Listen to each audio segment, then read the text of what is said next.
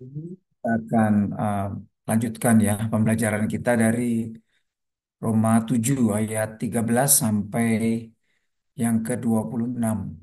Oke, langsung aja ya kita bahas pertanyaan pertama. Apakah maksudnya dosa mempergunakan yang baik untuk mendatangkan kematian bagi kita? Ya, boleh ada yang bisa jawab? Silakan. Mungkin Pak Yuyul, Pak Willy, silakan.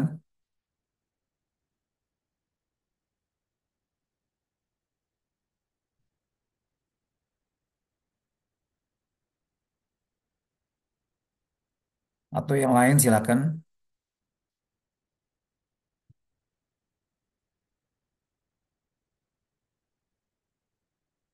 Pak Ronald, boleh bantu jawab?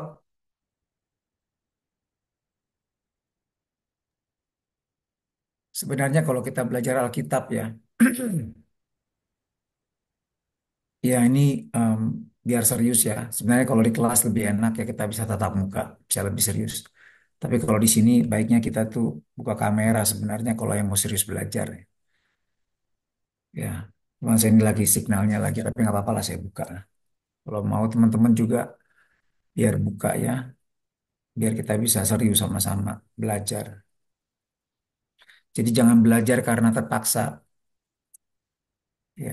Biar kita belajar karena haus, kita mengerti kehendak Tuhan, supaya kita bisa menjadi pelaku firman Tuhan. Ya, Bapak Ibu,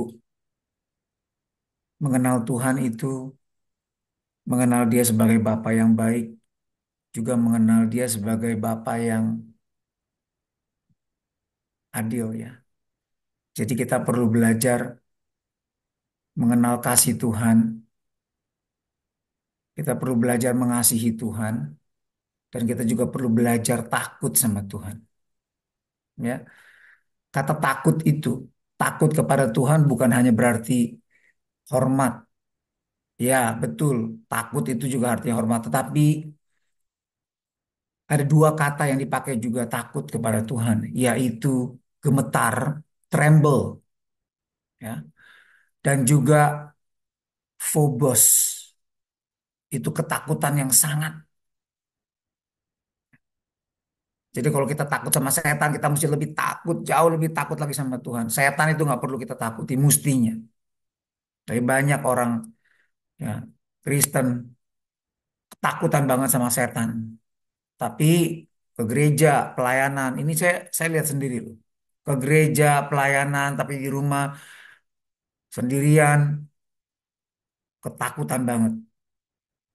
Ya, itu harus kita bertanya tuh kepada diri sendiri. Benar nggak kita anak Tuhan? Ya, hari ini kita mulai bahas nih. Dari Roma 7 sebenarnya kita udah mulai bahas tentang keadaan manusia dalam dosa, terus kemudian juga orang Kristen juga. Lalu Roma 8. Nah, Roma 8 ini menarik. Ya, nanti sampai Roma 8, apalagi Roma 9, nah itu puncak-puncaknya tuh. Ya, doktrin keselamatan. Ya, banyak perdebatan.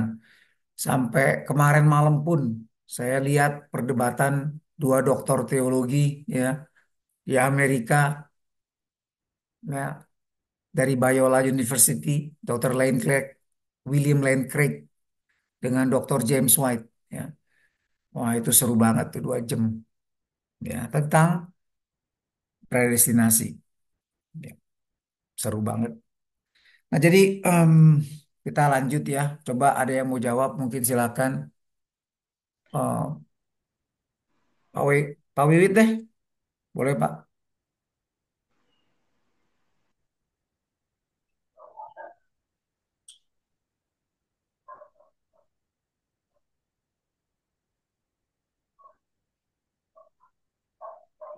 Ya, Pak David, saya di Pak David. Oh iya, boleh Pak Reddy, silakan. Ya, keberdosaan kita sebagai manusia eh, sesungguhnya ya Pak David, itu mendatangkan kematian kepada kita. Tapi di sini dimaksudkan apa dosa mempergunakan yang baik, ya Yang baik ini mungkin seperti hukum Taurat ya, hukum yang Tuhan beri.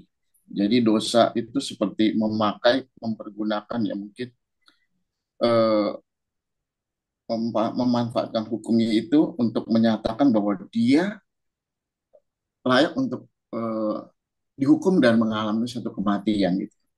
Jadi sebagai manusia lama ya hukum itu justru menyatakan dia sebagai orang yang berdosa gitu. Dan hukumannya adalah maut, kematian rohani. Ya. Mempergunakan yang baik itu seperti itu, pada mungkin memakai apa ya hukum yang kebaikan itu untuk menyatakan bahwa dirinya akan mengalami kematian, menuju kematian. Iya, iya. Oke, thank you, Pak. Mungkin ada yang lain yang mau tambahkan, silakan. Kalau saya Pak, Mm-mm. mungkin dalam hal ini mempergunakannya baik itu berarti eh, kuasa dosa ini melakukan pekerjaannya sesuai dengan Mm-mm. apa tugasnya ya kan. Jadi dosa menyatakan bahwa bagaimana dalam kehidupan itu ya dosa itu jahat kuasanya gitu. Jadi eh, dosa melakukan pekerjaannya sebagai menyadarkan gitu, menyadarkan setiap manusia bahwa kuasa dosa itu jahat dalam dalam dalam hal ini. Jadi mungkin itu sih Pak. Jadi melakukan tugasnya dengan baik kali. Iya, iya, iya. Oke, ada yang lain? Oke Pak, mungkin Hmm. eh, aku coba jawab seperti ini.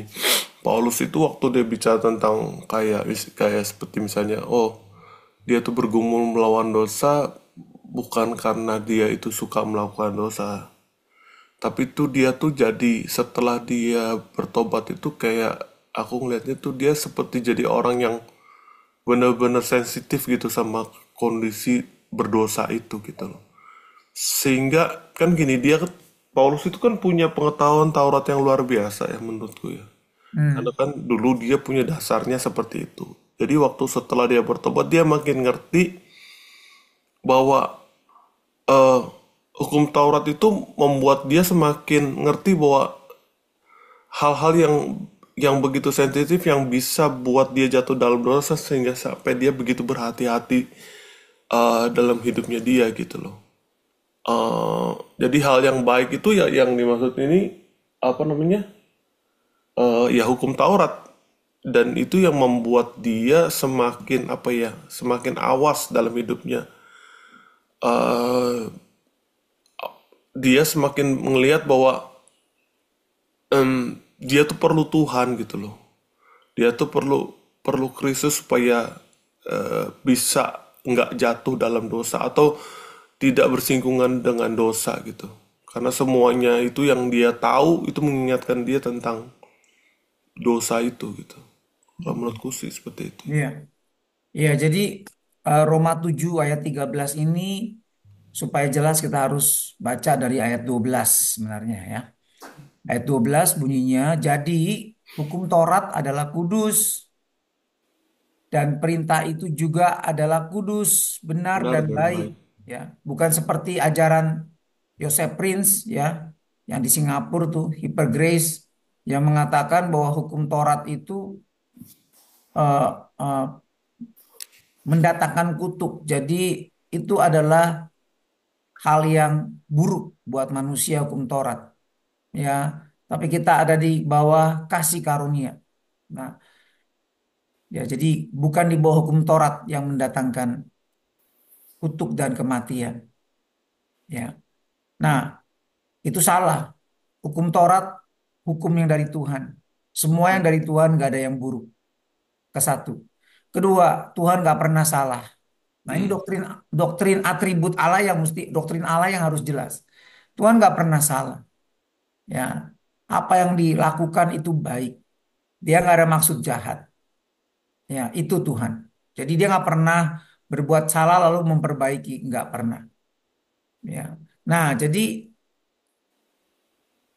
eh, Apa yang Allah buat itu Allah tetapkan, ya, predestin. Tuhan buat. Nah, tetapi predestinasi juga hati-hati, harus mengertinya hati-hati ya. Bukan berarti kita robot-robot dibuat oleh Tuhan. Dari dulu untuk ditentukan untuk selamat, untuk binasa. Ya, Tuhan yang pilih. Bukan. Bukan seperti itu. Nanti deh kita sampai sono ya. Beberapa minggu lagi kita sampai ke situ. Nah, jadi hukum Taurat itu kudus. Perintah itu kudus, benar, baik. Hukum Taurat itu kudus, benar, baik. Nah, jadi kalau begitu, adakah yang baik itu menjadi kematian bagiku? Ya, sekali-kali tidak. Ya, kud- hukum Taurat yang kudus, benar, baik itu tidak menjadi kematian buat saya, tapi supaya nyata. Nah, ini tujuannya. Hukum Taurat itu supaya nyata bahwa ia adalah dosa. Jadi maksudnya gini, supaya nyata bahwa dosalah Hmm, yang jahat, yang buruk.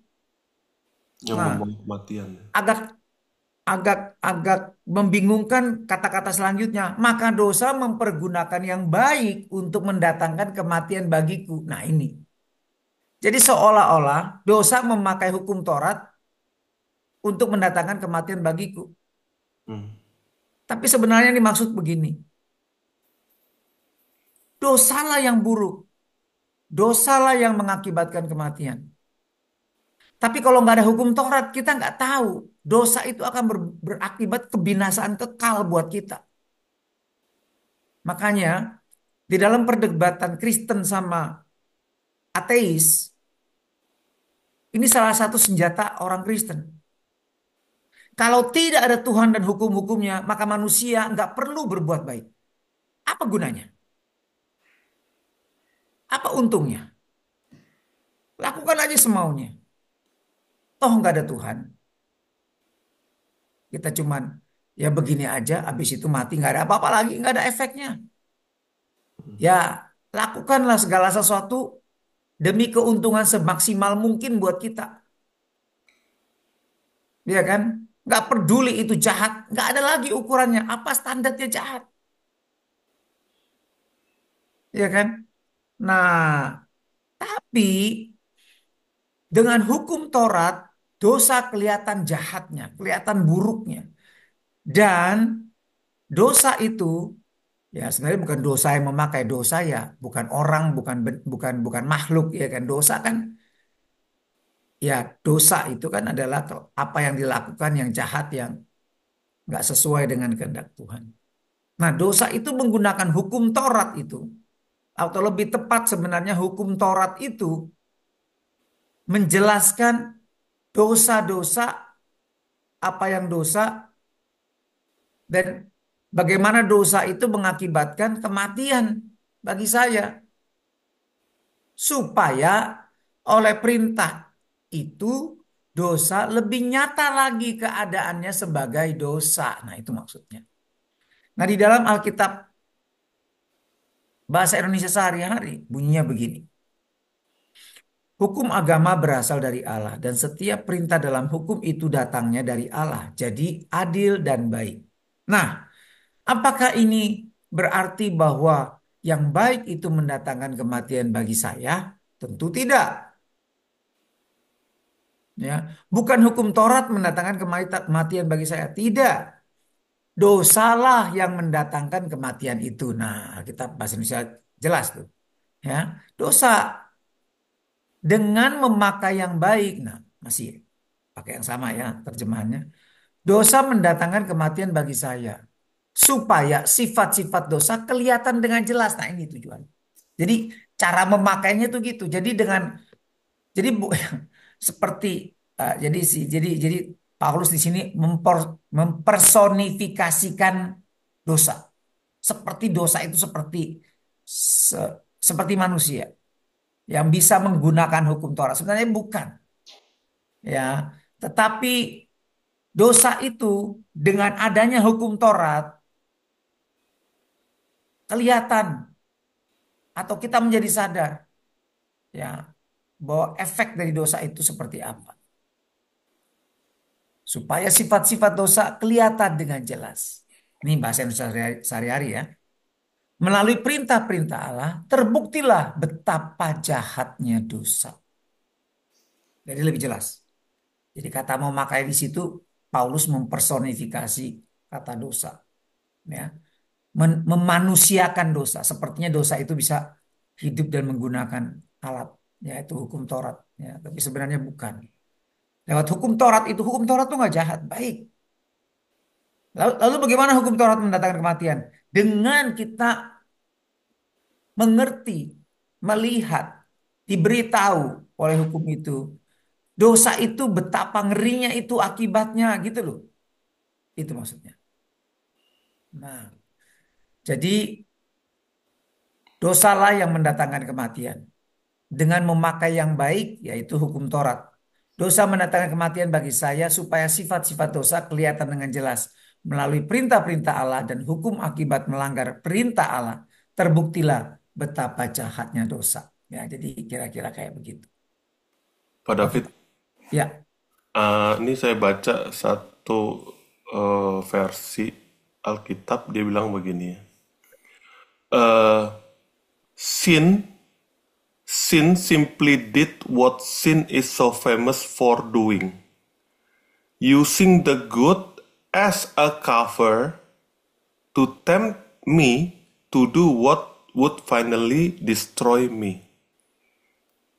Jadi dosa itu menggunakan yang baik sebagai cover, sebagai kamuflase untuk menggoda saya untuk melakukan sesuatu yang ujung-ujungnya menghancurkan saya gitu. Sama nggak itu ya pendekatannya? Apa tuh terjemahannya?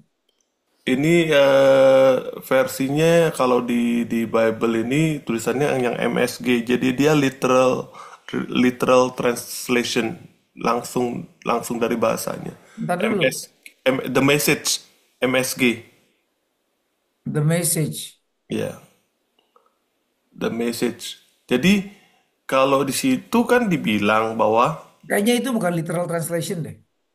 Literal translation ya, saya bacain nih. eh, Ada beberapa versi literal translation. Ada literal standard version, ada green literal translation, ada young literal translation. Dia sebutin di dalam terjemahannya itu literal. Ada kata literal, itu baru eh, literal.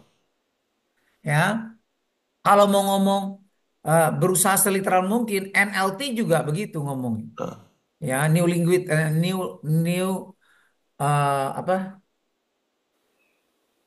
New Living Translation. Ya, itu juga dia berusaha menjelaskan. Tapi bukan literal. Dia ada saat-saatnya dia memparaphrase. Nah, yang eh. tadi kamu baca, tadi itu kelihatannya bukan literal. Ya, mungkin dia berusaha menjelaskan, tetapi bukan literal. Karena kalau literal nih ya, saya bacain. Kalau literal That- bunyinya gimana? nah, that which is good then, has it become dead to me? Apakah yang baik itu menjadi yang mendatangkan kematian buat saya? Let it not be, but Hmm. sin, that it might appear sin through the good working dead to me. That sin might become exceedingly sinful through the command. Ya, ini literal standard version. Yang Green's literal translation bunyinya begini. Then that which is good has it become dead to me. Let it not be. But sin that it might appear to be sin, hampir mirip kan? Hmm. Having worked out that to me through the good, in order that sin might become excessively sinful through the commandment. Sekarang yang paling literal, yang literal translation. That which is good then to me had it become death, let Mhm. it not be. But the sin that it might appear sin, tuh sama semua. Through the good, working that to me, that the sin might become exceedingly sinful through the command. Sama. Jadi literal standard version, green literal translation atau green literal translation atau literal translations of the Holy Bible ya sama, atau yang literal translation itu mirip-mirip. Itu literal semua tuh. Hmm. Ya benar-benar. Nah, kalau yang itu yang message tadi coba deh kamu baca lagi deh. Agak beda. Coba dibaca lagi yang itu MSG. Yang the message itu uh, is good just as dangerous as evil? No Nah, itu again. nah ini udah paraphrase dia. Yeah, Beda. no again. Nah, oke. Sin simply did what sin is so famous for doing, using the good as a cover to tempt me to do what would finally destroy me. Hmm. Ya, Ya itu enggak apa namanya? Kurang apa namanya? nggak Oh, mendekati ya. nggak literal banget ya. Sebenarnya ya, kalau kita mau lihat yang gampang satu demi, jadi saking ya bukan cukup literal, ya jarang paraphrase, terus kemudian dia satu-satu bisa diterjemahin ke bahasa aslinya. Itu adalah ABP dan King James. Hmm. King James itu ada versi yang dia satu-satu diterjemahkan ke dalam bahasa aslinya. Ya, makanya lihat deh KJV plus ya. Nah, terus kemudian ada lagi di sini ABP. ABP itu adalah Apostolic Bible Polyglot ya, with strong numbers. Nah, itu lebih kaku lagi. Dia benar-benar satu kata dia terjemahin. Ya, jadi susunannya bahasa Inggrisnya kalau dibaca agak aneh ya. Kayak Soalnya misalnya karena jadi di bahasa Indonesia ini jadi agak bulat itu, Pak. apaan? Kalau dijadi di bahasa Indonesia kan agak membingungkan gitu Yang menurut. mana? Iya yang tadi kata-katanya itu. Yang MSG, Bukan yang tadi, yang maksudnya ABP. artinya itu, arti yang dari di 13 ini kan agak-agak ribet gitu kalau di bahasa Indonesia kan gitu loh. Iya, Gimana ya? Dia bilang katanya yang baik ini nggak dosa gitu, tapi kan gimana? Muter-muter gitu kan kata-katanya kan. iya. Nah, makanya. Jadi ya itu. Jadi kalau ABP ya, uh, Apostolic Polyglot ini ya, the thing that then good. Ini pusing nih. Ya, to me, has it become death? May it not be. But the sin that it should appear sin, ya, Hmm. but sorry, may it not be. But the sin, maksudnya sin yang jahat. That it should appear sin through the good. Jadi kelihatannya, ya, jadi memperlihatkan dosa itu melalui yang baik, yaitu hukum Taurat, di dalam saya menghasilkan kematian, manufacturing death, Hmm. that should become excessively sinful, ya, through the commandment. Jadi semakin ya dosa-dosa itu semakin eksesif ya, melalui perintah-perintah itu, semakin jelas, semakin dampaknya itu semakin dim ya, semakin kelihatan. Itu sih sebenarnya. Kira-kira nangkep ya. Hmm. Jadi bukan hukum Taurat yang buruk, tetapi dosa. Tapi lewat hukum Taurat lebih tepat gini. Bukan Makin dosa pelit. menggunakan dosa nggak bisa itu cuma digambarin. Tapi sebenarnya lewat hukum Taurat dosa itu semakin jelas, Hmm. semakin besar dan dampaknya itu semakin jelas mendatangkan kematian. Tadinya tanpa hukum Taurat kita nggak tahu apa dampak dosa. Itu aja sih sebenarnya. Ya, ya, ya, ya. Itu Itu lebih sih. jelas. Heeh. Oke, kita lanjut ya. Apakah maksudnya Roma 7 ayat 20? Jadi Bapak Ibu kalau ada pertanyaan gini, apa maksudnya Roma 7:20? Apa artinya? Itu adalah pertanyaan menggali, ya. Inilah pertanyaan penafsiran, That I would not ya. eat this mountain. Yang sifatnya untuk jadi kita harus menafsir ini. Maksudnya apa? Ya itu begitu. Oke, silakan. Ada yang mau bantu jawab? Tidak aku akan lagi mau.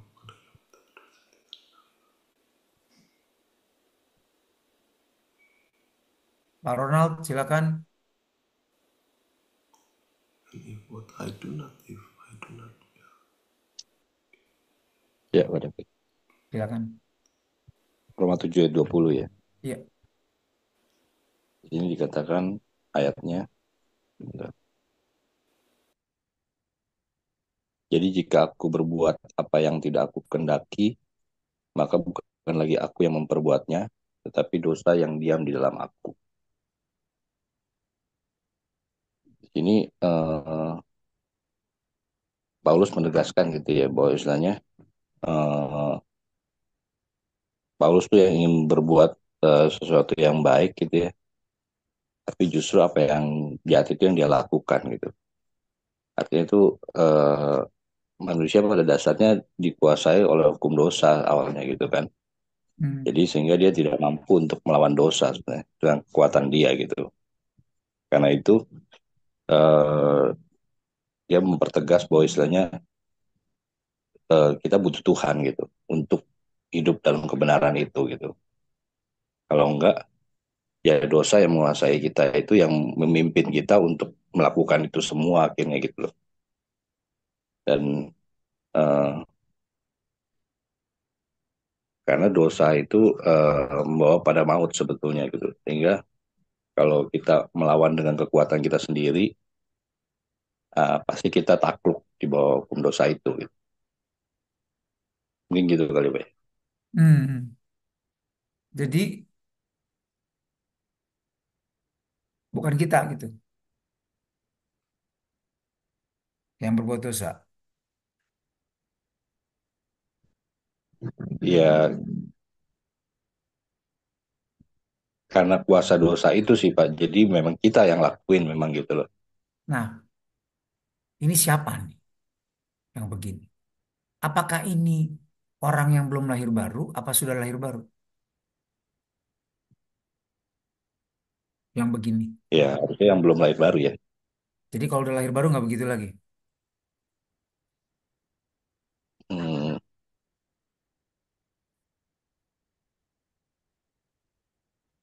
Ini sebetulnya kecenderungan dosa yang menggerakkan atau gimana sih Pak? Kan orang yang sudah lahir baru kan juga kadang masih ada kecenderungan itunya ya, kecenderungan berbuat dosa itu kan masih ada keinginan daging. Hmm. Jadi sebetulnya kayak yang Paulus katakan kan sebetulnya nggak apa yang dia mau lakukan nggak mau seperti itu, tapi kecenderungannya kan mau lakukan seperti itu. Nah, makanya saya mau tanya, ini manusia baru atau manusia lama nih yang begini keadaannya? Manusia baru Pak sebetulnya. Jadi gimana tuh katanya kalau di SPK pabrik dosa udah ditutup? Karena keinginan-keinginan dagingnya kan masih masih ada. Ya Nah, karena jadi pabriknya artinya kalau keinginannya masih ada, pabriknya masih ada dong.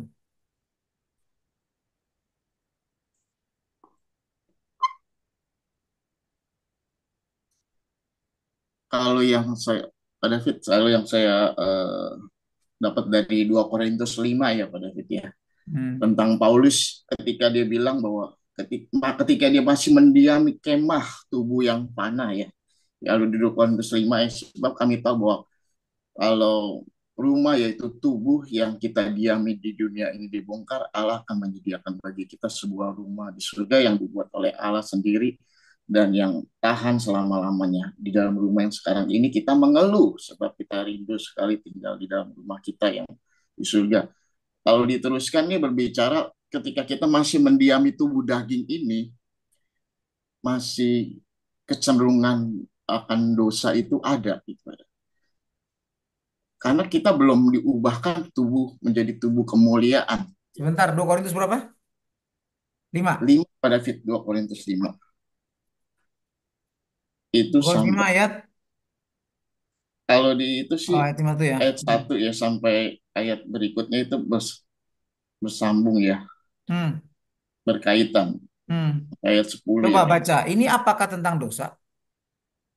Ini tentang apa tubuh pada fit Iya, tubuh ini tentang apanya? daging. Apa yang mengatakan bahwa dia selama kita di dalam kemah ini kita mengeluh. Mengeluh karena dosa atau karena apa? mengeluh karena daging ini selalu bertentangan dengan keinginan roh.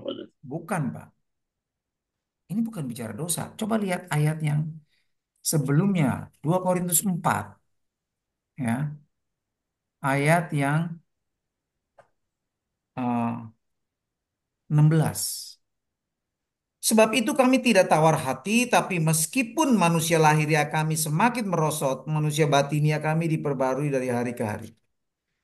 Sebab penderitaan ringan yang sekarang ini akan menghasilkan bagi kami kemuliaan kekal yang melebihi segala-galanya. Jauh lebih besar daripada penderitaan kami. Ya, aniaya yang dia terima. Sebab kami tidak memperhatikan yang kelihatan, penganiayaan oleh orang Romawi, oleh orang Yahudi terhadap mereka, para rasul. Karena yang kelihatan sementara, aniaya ini sementara. Sedangkan yang tidak kelihatan kekal. Karena kami tahu bahwa jika kemah tempat kediaman kami, ya kita di bumi ini dibongkar, Allah telah menyediakan suatu tempat kediaman di sorga bagi kita. Eh, nggak semua orang yang mati terus masuk sorga loh. Orang berdosa mati masuk neraka loh. Lebih ngeri lagi penderitaannya. Bukan lebih bahagia. Ini bagi yang menderita. Hamba Tuhan yang melakukan kehendak Tuhan, perintah Tuhan yang menderita di dalam tubuh, dianiaya, susah, ya kan? Capek, capek badan, capek hati. Nah, ini menderita, nggak enak, tapi itu sementara. Nanti kalau dia mati, Tuhan akan berikan tubuh kemuliaan bagi dia. Tapi bukan semua orang mati yang hidup di dosa. Orang di luar Tuhan juga menderita. Stres juga, depresi juga. Bisa sakit, bisa bangkrut, bisa, ya kan, masalah, ya kan, dikerjain orang. Susah juga. Tapi matinya kalau di luar Tuhan, masuk neraka. Lebih ngeri lagi. Ya, tapi ini Paulus sedang konteksnya adalah bicara soal penderitaan yang dia alami. Nggak sebanding dengan kemuliaan yang Anda terima. Makanya dia melihat, dia berjalan dengan dia berjalan dengan imannya. Dia tidak melihat apa yang kelihatan, tetapi apa yang tidak kelihatan. Selama kita di dalam kemah ini kita mengeluh karena kita rindu mengenakan tempat kediaman surgawi. Ini orang-orang Kristen, ya, yang tetap bertahan dalam penderitaan. Ini konteksnya itu ya, penderitaan jadinya. Jadi bukan soal dosa, ya. Nah, jadi kayak begitu. Jadi ini nggak cocok dipakai untuk menjelaskan Roma 7. Karena dia sedang bicara soal ya itu tadi, ya bagaimana di dalam penderitaan dia tidak kehilangan pengharapan, dia terus tetap berharap kepada Tuhan dan percaya Tuhan menyediakan tubuh kemuliaan bagi dia. Pak Rafid, saya mau Iya, coba jawab. Kalau konteksnya di Galatia 2 ya, ayat 16 sampai 20 itu masuk ya. Galatia 16 sampai 20. Galatia 16 mana ada? Galatia, Saya Galatia 2 ayat 16 sampai 20, sorry. oh iya, ah itu kan apa tuh? Buah roh ya? Apa sih Galatia? Hidup Bukan Pak, dalam itu daging. mengenai dosa apa di bawah hukum Taurat. Kamu tahu bahwa aku di ayat 16-nya ya Pak ya. Hmm. Yang lebih spesifiknya lagi di ayat 20 ya. Karena kan kita selama hidup di bawah hukum Taurat ya kita cenderung ya kita maksudnya kita sebagai manusia cenderung berbuat dosa gitu kan. Setelah lahir baru pun kita tetap ya berjuang terus di dalam hati kita gitu bergumul untuk apa yang kita lakukan itu sebenarnya bukan yang kita kehendaki gitu kan. Kita mau berbuat baik tapi yang jahat yang kita lakukan itu kan kecenderungan kita sebagai manusia ingin Oh berbuat enggak, dosa enggak. ya Pak. Ini agak beda, Pak. Galatia 2 ini ya 16 sampai 20 ini agak beda. Paulus sedang menjelaskan kebenaran, ya bukan karena hukum Taurat. Ya. Jadi dia sedang mengajarkan hidup di dalam Kristus, ya, dengan hidup di bawah hukum Taurat. Ya, dia bandingkan di situ. Jadi kita dibenarkan bukan karena melakukan hukum Taurat, tapi bukan berarti di ayat 20 aku bebas semau gue, tidak. Tetapi dia hidup bagi Kristus. Ya, Kristus di dalam dia. Dia menjadi Iya, manunggal dengan Kristus. Sebenarnya iya. Roma 7 ayat 20 ini di dalam konkordansi, di dalam TSK cross reference itu nggak lari kemana-mana. Larinya cuma ke ayat 17. Jadi ayat 20 ini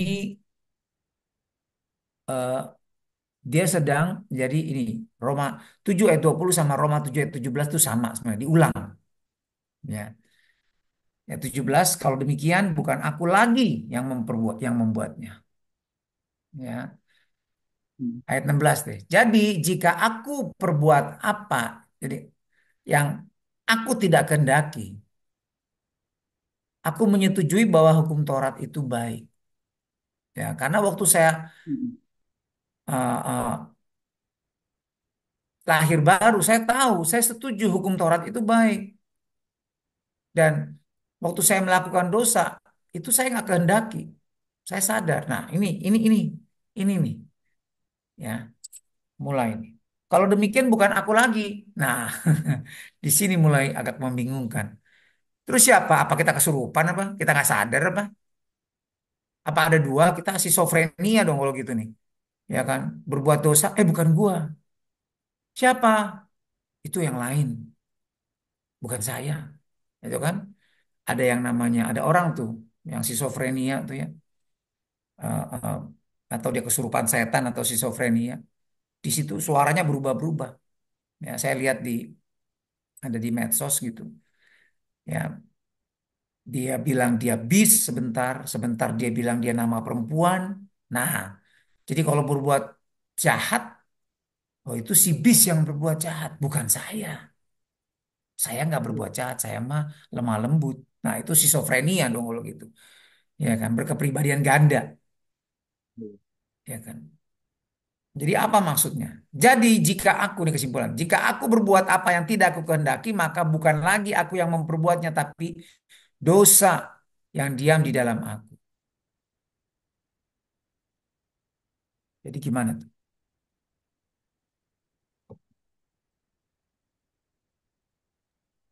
Ini adalah orang yang sudah lahir baru.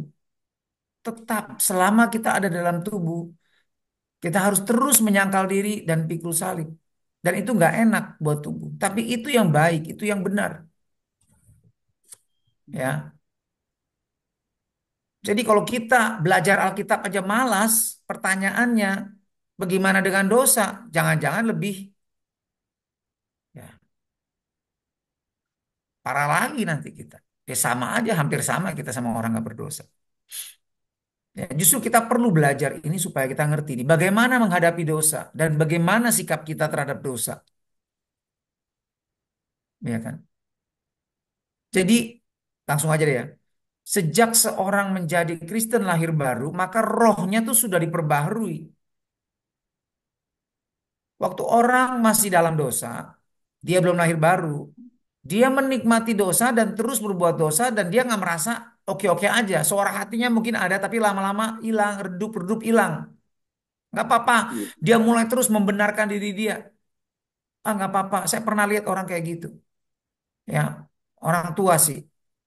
Ya saya tanya kamu rumahnya di Kelapa Gading. Udah lama nggak ini lagi ya udah meninggal kali ya. Lama udah nggak ke tempat ibadah kita. Waktu saya besuk sekali, dia bilang dia dibaptis karena di, di, di, diajak sama orang, ya. Terus kemudian saya tanya, oh gitu ya. Jadi saya mulai gali lagi tentang dosa-dosa. Bapak sadar nggak Bapak berdosa? Oh enggak, saya nggak berdosa. Saya baik. Saya baik, saya nggak jahat. Saya nggak ada dosa. Nah ini orang yang nggak sadar. Ini orang yang belum lahir baru, jelas. Karena waktu saya pulang, menantunya ngomong, bisikin saya. Cuma galak banget mertua saya itu. Ngeri kalau dia marah. Ya, ngamuk-ngamuk. Jadi dia nggak merasa salah tuh. Dia nggak sadar tuh. Nah itu manusia lama kayak gitu. Sering buat dosa dan merasa fine-fine aja. Nah tetapi orang yang lahir baru nggak begitu. Waktu dia buat dosa, dia nggak nyaman, dia nggak enak, dia tersiksa. Seperti itu bukan dia, bukan dari dia, ngerti nggak maksud saya? Apa yang lakukan itu? Siapa yang lakukan itu? Bukan dia schizofrenia, tapi daging yang di dalam. Sifat kedagingan itu yang melakukan itu. Nah, sifat kedagingan ini yang harus kita lawan sampai mati kalau kita mengaku sebagai murid Kristus. Karena itu Tuhan Yesus berkata, barang siapa mau mengikut aku, dia harus menyangkal dirinya, pikul salib dan setiap hari. Barang siapa tidak pikul salib, dia tidak layak bagiku. Nah, ini juga perdebatan antara Calvin, ya, sama-sama Calvin nih. Satu hyper Calvin, seperti Rick Warren begitu, yang percaya bahwa kalau selamat gratis, tidak perlu bayar apa-apa. Tapi kalau jadi murid Kristus, harus menyangkal diri, harus bayar harga yang mahal untuk ikut Yesus, untuk menjadi murid Yesus. Sepertinya ada dua tingkatan orang Kristen. Mau jadi murid, harus bayar segalanya. Menyerahkan hidup kami. Menyangkal diri terus, pikul salib terus. Tapi kalau mau selamat, gratis. Kamu dapat kasih karunia. Kamu selamat. Percaya saja. Ini salah ini. Nah, golongan Calvin yang benar. John Calvin. Sorry. Yang ini memang yang benar-benar sekolah dalam nih. Yang benar nih ya. Kayak John MacArthur. James White. Dr. John Piper juga. Itu nggak membedakan. Jadi Kristen ya jadi murid Yesus. Karena perintah Yesus adalah pergi jadikan segala bangsa muridku. Itu pengikut Yesus. Kalau bukan murid ya bukan pengikut Yesus. Nah untuk jadi murid harus menyangkal diri terus. Menyangkal diri maksudnya apa? Ya melawan sifat kedagingannya lah. Iya, Jadi hati-hati kita pakai istilah untuk menjelaskan satu ayat tetapi ternyata keluar dari maksudnya. Jadi hati-hati waktu kita ngajar SPK, jangan lagi ngomong pabrik dosa sudah ditutup. Nah, nih, waktu manusia lama kita dikuburkan, iya benar, kuasa dosa dikuburkan. Iya, kuasa dosa itu tidak bisa menang atas kita sebenarnya. Tetapi itu harus, itu ada de jure, de factonya kita harus lawan terus. Sampai benar-benar mati. Sampai benar-benar menang. iya, Itu perjalanan terus tuh. Itu yang disebut sanctification, disucikan terus.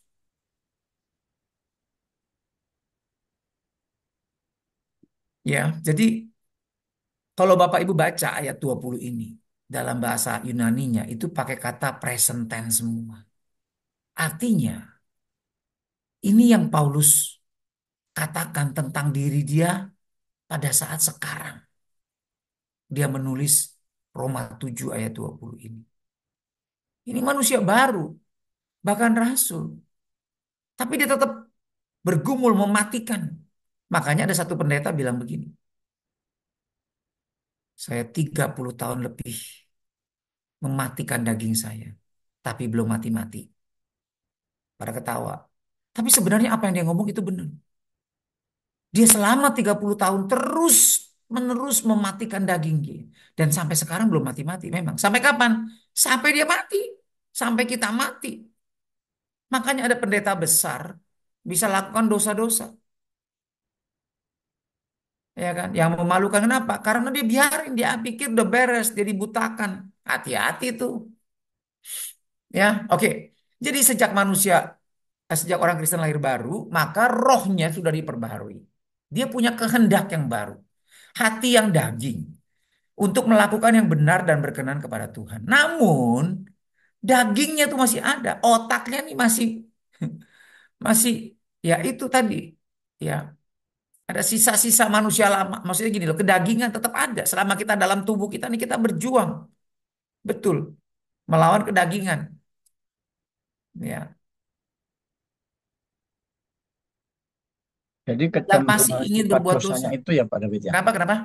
Kecenderungan sifat dosanya itu yang masih ada ya.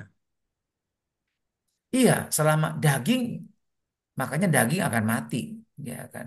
Mati, nggak masuk surga, tapi kita akan mengenakan tubuh yang baru, ya kan? Tubuh kebangkitan. Nah, karena daging yang ini nggak ada, ya nggak, memang begitu nature-nya dosa, makanya mati kita, ya kan? Karena DNA kita, fisik kita, keturunan Adam, makanya cenderungnya akan berbuat dosa terus.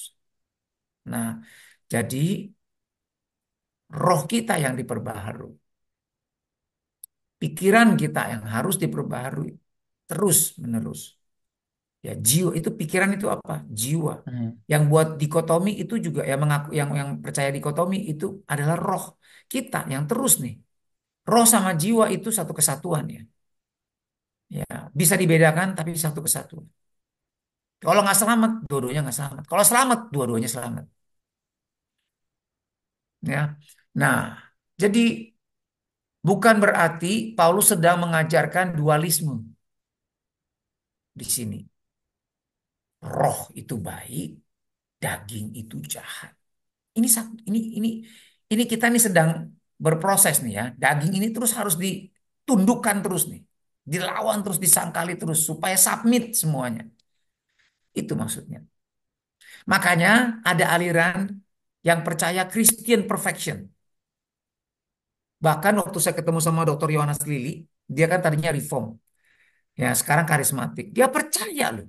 Waktu kita bahas ayat ini, dia percaya Christian perfection. Artinya gini, satu hari nanti kita bisa sempurna di hidup di sekarang ini. Which is Calvin pada umumnya yang reform nggak percaya itu. Kita juga waktu berdebat, saya termasuk yang golongan nggak percaya kita bisa sempurna tanpa dosa di dunia ini. Nggak bisa. Karena Paulus, makanya Pak Yohanes Lili tanya, Roma 7:20 ini siapa? Saya bilang ini manusia baru. Dia diam. Ya, dia mungkin agak beda. Ya, tapi dia nggak berdebat sama saya waktu itu. Ya, cuma dia mau tahu pendapat saya aja waktu itu. Karena di sini pakai present tense Paulus. Ya, ini menggambarkan diri dia sekarang pada saat dia menulis Roma 7:20 ini. Tapi bukan berarti di dalam diri Paulus ada dua manusia ya. Dualisme. Ini gnostik kalau kayak begitu. Roh tuh baik, daging jahat. Jadi ya daging buat dosa terus aja nggak apa-apa. Roh, tapi yang penting gue tuh nggak pengen sebenarnya. Tapi daging, wah ini nggak bener ini ngawur ini. Daging harus ditundukkan terus. Ya, jadi bukan dualisme, roh baik, daging jahat. Ya. Karena itu bila ia hidup dalam dosa, maka dagingnya yang melakukannya, sedangkan rohnya tidak berdosa. Bukan begitu. Dan tidak dihukum. Bukan begitu. Dagingnya yang mati. Enggak. Dia harus taklukkan, dia harus lawan, dia harus menang, dia harus menang. Jadi apa yang menjadi pandangan John Wesley dan Pak Yohanes Lilly tentang Christian perfection, ya memang kita nggak bisa sempurna dalam arti kata sempurna benar-benar. Tetapi kita bisa sempurna dalam arti kata dewasa. Artinya apa? Semakin jarang kita berbuat dosa lagi. Kita semakin mengasihi Tuhan, semakin kudus, semakin ya kualitas dosanya juga makin kecil. Itu bisa begitu, pasti. Ya, jadi kualitasnya, bobotnya makin ringan dosanya. Terus, tapi kita tetap bisa salah, gitu maksudnya. Itu yang saya percaya. Nah, jadi bukan berarti kita nih selalu ada dua nih, ya kan? Daging itu pastilah jahat terus, roh itu baik terus, bukan begitu. Itu dualisme gnostik. Nah, seperti yang John MacArthur kasih catatan di dalam ayat 7 ayat 20 ini. Tetapi di sini maksudnya Paulus sedang menjelaskan bahwa walau dia tidak mau berbuat dosa, tapi sifat kedagingannya masih ada. Nah, ini yang benar. Karena itu ia sadar betapa celaka dirinya. Coba lihat Roma 7 ayat 24. Ya, di situ dia bilang, aku manusia celaka nih. Jadi dia sadar bahwa dia harus mempertanggungjawabkan dosanya ini. Nah, intinya setelah lahir baru seorang Kristen semakin peka atau sadar betapa berdosanya dia dan betapa dia membutuhkan kasih karunia dari Tuhan. Artinya gini, dia terus mengandalkan kasih karunia Tuhan terus, ya, sehingga dia terus bertobat, bertobat, ya, sehingga dosanya terus makin lama makin kurang, ya, dia makin menang sampai dia menjadi Kristen orang muda yang banyak sekali menang atas dosa, jarang, semakin jarang jatuh dalam dosa. Jadi kira-kira gitu ya. Nah, lanjut juga dengan pertanyaan yang mirip. Ya. Nomor 3. Apakah maksudnya dengan akal budiku aku melayani hukum Allah? Nah, ini lagi lebih ekstrim lagi. Ya, lebih menekankan lagi dualisme. Apakah benar begitu? Dengan roh kita, dengan jiwa kita, dengan akal budi. Jangan salah. Ini akal budi loh. Jiwa, bukan roh loh. Dia pakai jiwa. Nah, di sini makanya dualisme, sorry, dikotomi manusia, tahu nggak dikotomi? Bukan dualisme ya. Dualisme itu, sorry, dikotomi itu artinya manusia hanya dibagi dua, rohani dan jasmani. Titik. Satu lagi, orang karismatik percaya trikotomi. Kebanyakan manusia ada tubuh, jiwa, roh. Nah, roh ini dan jiwa beda, beda, beda. Tapi nggak bisa pisah benar sebenarnya. Oh, rohnya sudah selamat, jiwanya belum selamat. Ini salah. Roh dan jiwa jadi satu. Buktinya apa? Di sini Paulus jelasin, buktiin. Apa maksudnya dengan akal budiku, dengan jiwaku, aku melayani hukum Allah. Nah, jadi bukan dengan rohnya loh, tapi dengan jiwanya melayani hukum Allah. Tetapi dengan tubuh insaniku, aku melayani hukum dosa. Maksudnya apa tuh? Boleh silakan ada yang bantu.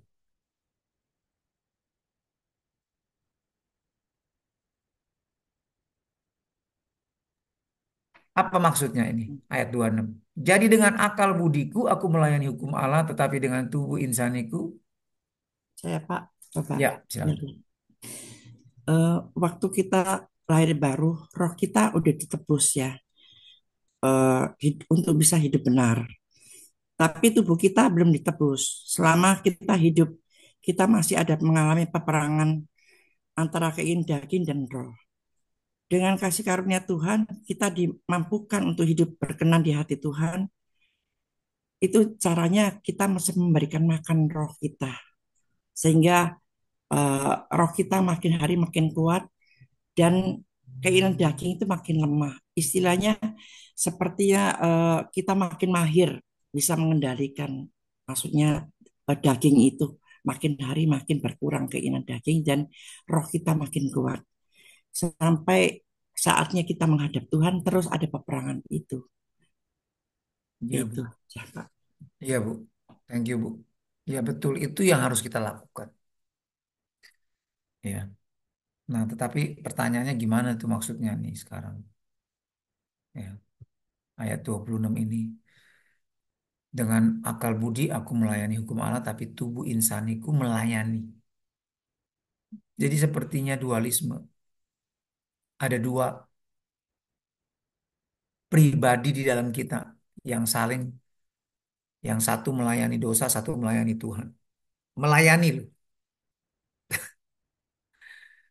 Ya, jadi yang satu ya kayaknya udah begitu terus, apa, negatif terus lah. Ya sepertinya kan ini dualisme. Tapi sebenarnya ya bukan gitu. Paulus bukan mengajarkan seperti itu ya. Tapi sepertinya kayak begitu. Ini kadang-kadang bahasanya Paulus ini memang agak ini ya. Oke, ada yang lain yang bisa tambahkan? Saya pada Perempuan-perempuan. Ya, gimana, Pak?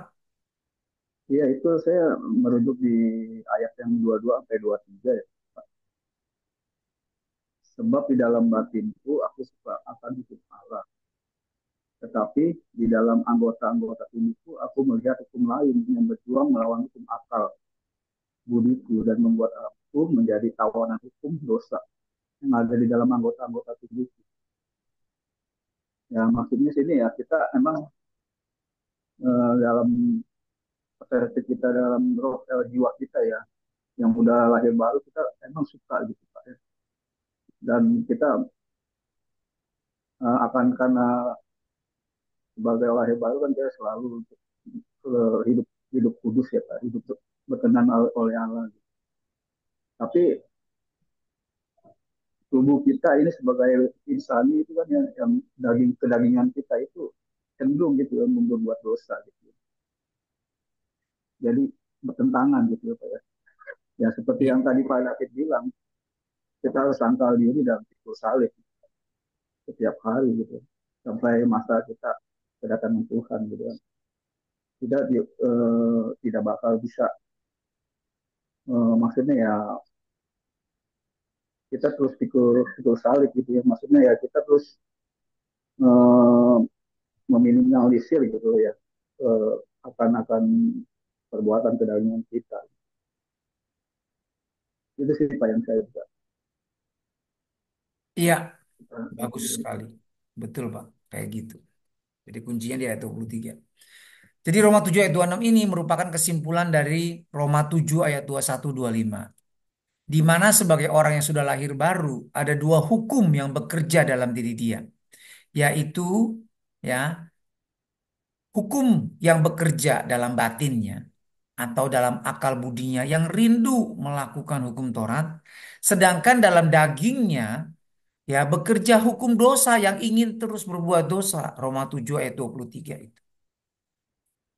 Dan sebagai manusia cipta seperti yang tadi Ibu Yeni katakan, betul. Makanya kita harus kasih makan terus roh kita, jiwa kita dengan firman Iya, dan menjadi pelaku firman, ya kan? Dengar. Jadi apa yang kita dengar, apa yang kita lihat, apa yang kita baca itu itu akan mempengaruhi kita. Kalau kita lihat yang nggak benar, kita dengar yang nggak benar, ya akibatnya kita akan jadi negatif, akan lebih ya dosanya tuh kita lagi kasih makan daging lah intinya. Tapi kalau kita firman, hal yang baik, yang manis, yang sedap didengar, yang positif ya kan, itu yang kita dengar, itu yang kita lihat ya. Nah, maka itu akan mempengaruhi kita juga, roh kita yang semakin kuat, dagingnya makin lemah. Jadi sebagai manusia ciptaan baru kita sadar nih, dosa ini sangat berbahaya, daging ini berbahaya sehingga dia takut celaka dan binasa. Tapi dia bersyukur karena kasih karunia Allah dalam Yesus menyelamatkan dia dan membuatnya kuat untuk selalu menuruti pimpinan Roh Kudus. Makanya kita harus barang siapa yang dipimpin Roh Kudus dia adalah anak-anak Allah. Nanti kita lihat deh Roma 8 ya minggu depan. Ya, jadi dari situ kita apa namanya diingatkan untuk selalu berjalan dalam roh. Jangan mengikuti kehendak daging, jangan berjalan menurut apa memikirkan hal-hal yang dari daging, melakukan hal-hal yang ya apa maksudnya entertain the flesh, apa apa uh, mengentertain daging kita, memancing nih daging kita dengan lihat-lihat yang nggak bener ya, lihat-lihat Instagram terus lama-lama, wah itu pedagingnya tuh lagi kasih makan daging tuh, ya kecuali lihat yang rohani terus ya kan. Nah, jadi karena Roh Kudus ada dalam diri kita sehingga ia boleh mengalami kemenangan atas dosa. Nah, jadi harus benar-benar kita terus bersekutu dengan Roh Kudus, dengar-dengaran sama Roh Kudus. Maka kita akan semakin kuat dan kita akan menang atas dosa. Kira-kira kayak begitu ya. Nah, kesimpulannya apa? Kesimpulannya em, pesan firman Tuhan apa? Orang Kristen sejati yang sudah lahir baru memiliki kesadaran yang baru dalam batin atau rohnya yang selalu rindu mentaati hukum Tuhan. Namun sebaliknya dalam dagingnya terus bekerja hukum dosa yang membuatnya selalu ingin berbuat dosa. Hal ini membuat dia sadar betapa dia itu celaka. Nah ini yang ada dalam manusia baru. Namun karena kasih karunia Tuhan, jangan salah, kita semua sudah terima kasih karunia Tuhan. Cuma bedanya kenapa ada orang yang kuat rohaniannya karena dia sungguh-sungguh memanfaatkan memakai kasih karunia Tuhan. Yang lain menyia-nyiakan kasih karunia Tuhan. Bukan gak ada kasih karunia, ada. Tapi dia nggak sungguh-sungguh berusaha memanfaatkan atau berjalan di dalam kasih karunia Tuhan. Nah, kasih karunia Tuhan itu, dengan kasih karunia Tuhan itu kita diampuni, dilepaskan dari kuasa dosa. Karenanya kita perlu terus bersandar kepada Roh Kudus, dipimpin dan taat kepada tuntunan Roh Kudus, sehingga dapat menghasilkan buah roh dan terus mengalami kemenangan. Ini perjuangan, peperangan, perjalanan yang terus-menerus yang harus kita lakukan.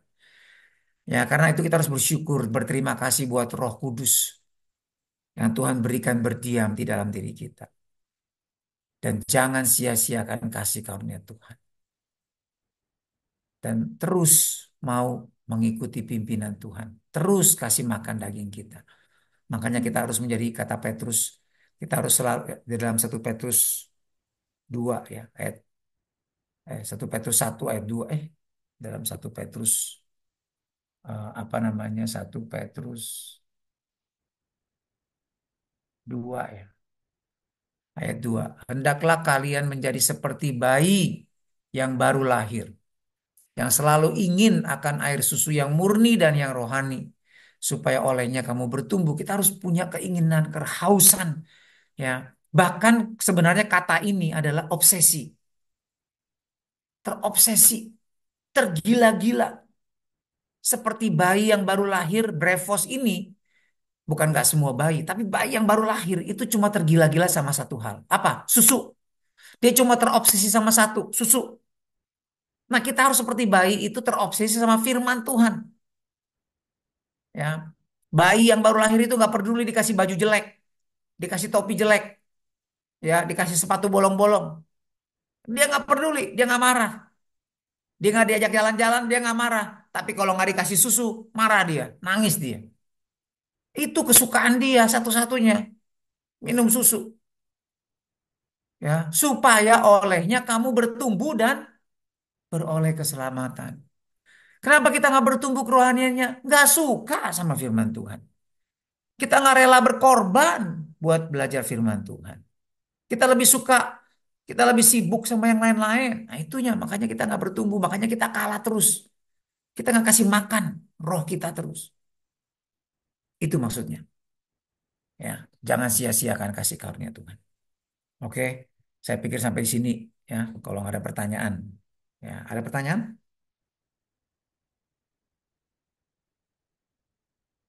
Oke, kalau nggak ada pertanyaan, mari kita tutup dalam doa. Ya, thank you Pak Hau. Bagus jawabannya. Yuk kita berdoa. Bapa di sorga, terima kasih buat pagi hari ini kami boleh belajar firman-Mu. Kami boleh sadar Tuhan. Ya. Walaupun kami di dalam Engkau, iblis masih terus Tuhan berusaha memakai daging kami. Memakai apa yang ada di dunia ini untuk menarik kedagingan kami. Tapi Tuhan tolong kami. Supaya kami terus memandang kepada firman-Mu. Sungguh-sungguh Tuhan mencari Engkau. Pengertian akan kebenaran firman-Mu. Supaya kami luput dari hawa nafsu dosa. Supaya kami semakin mengerti bagaimana berjalan bersama dengan Engkau. Bagaimana kami boleh semakin mengerti kehendak-Mu. Strategi yang harus kami lakukan. Yaitu terus Tuhan. Berjalan dengan iman. Berjalan dengan mengandalkan kasih karunia yang sudah Engkau berikan kepada setiap anak-anak Tuhan. Berjalan semakin peka dengar-dengaran, turut kepada tuntunan Roh Kudus. Kami tidak mau Tuhan memberontak, melawan Roh Kudus. Biar Tuhan kami semakin tunduk, hormat, dan suka menantikan Roh Kudus, dengar-dengaran akan suara Roh Kudus setiap atau sepanjang kehidupan kami Tuhan, setiap hari. Ya. Dan biar Tuhan kami boleh menjadi seperti bayi yang baru lahir yang selalu terobsesi dengan firman-Mu Tuhan.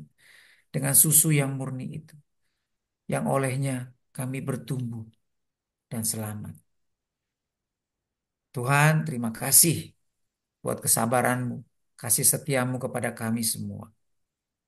Terima kasih Tuhan buat kemurahan-Mu, buat kebaikan-Mu.